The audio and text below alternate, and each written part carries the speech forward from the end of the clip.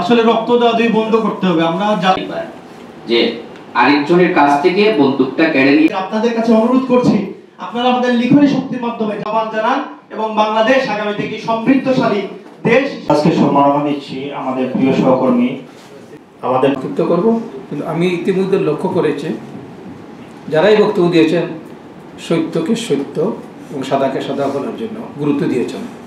আমি একমত। 40 বছরেরও বেশি সময় দেখে আমি সাংবাদিকতা করি এবং এখনও 10-12টি পত্রিকায় আমি লেখালেখি করি, বা আমেরিকার প্রথম আলো থেকে শুরু করে সিলেটের ডাক পর্যন্ত ঢাকারই 5-6টা পত্রিকায় আমি লিখি। আমার লেখার কোনো সময় কোনো প্রতিবাদ হয়নি। আমি দৈনিক ইনকিলাবের আবার specially correspondent for the whole country.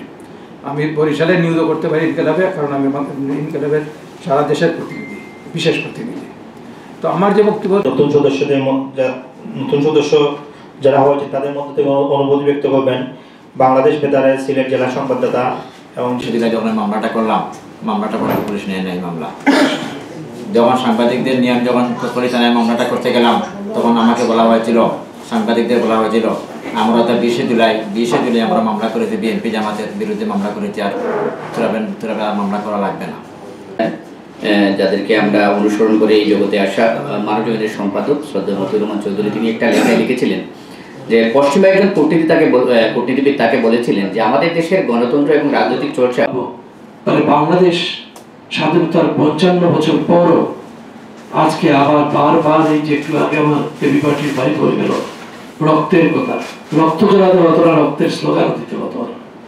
কিন্তু বাংলাদেশের সৃষ্টির পর থেকে আমরা যে মহান স্বাধীনতা যুদ্ধে অংশ নিয়েছিলাম, আমরা যে বাংলাদেশটাকে বিজয়ী করলাম, যে আকাঙ্ক্ষাটাকে ধারণ করে একটি সাম্যর বাংলাদেশ করব, একটি সমৃদ্ধশালী বাংলাদেশ করব, আমরা একটি এই যে মিথ্যা, এই যে জোর করে ধরে আয়না ঘরে আটকে রেখে মানুষ হত্যা করা, শত শত হাজার লোক গুম হয়ে গেছে 17 বছরে। এর পরবর্তীতে এই বিপ্লবের সময় হয়তো 2-3 হাজার লোক ছেলে পেলে শহীদ হয়েছে, আহত তো অনেক, মিসিং গুম, এগুলো এই জিনিসগুলো আয়না ঘর কালচার এই আমাদের দেশের জন্য একটা কালো জিনিস। এই জিনিসগুলো যেন বাংলাদেশের ইতিহাসে আর না আসে, আমরা সবাই সে দোয়া করব। আর আমাদের যে ভাই মারা গেছেন তার জন্য দোয়া করব। যে অনলাইন গণমাধ্যম শতভাগ ভূমিকা রেখেছে, ছাত্র গণ অভ্যুত্থানের সেখানে ভূমিকা রেখেছে। সেই জন্য প্রিয় বন্ধুগণ, সিলেট অনলাইন প্রেস ক্লাব তার অগ্রযাত্রা সামনের দিকে এগিয়ে যাচ্ছে। আপনাদের সহযোগিতা এবং আপনাদের পরামর্শ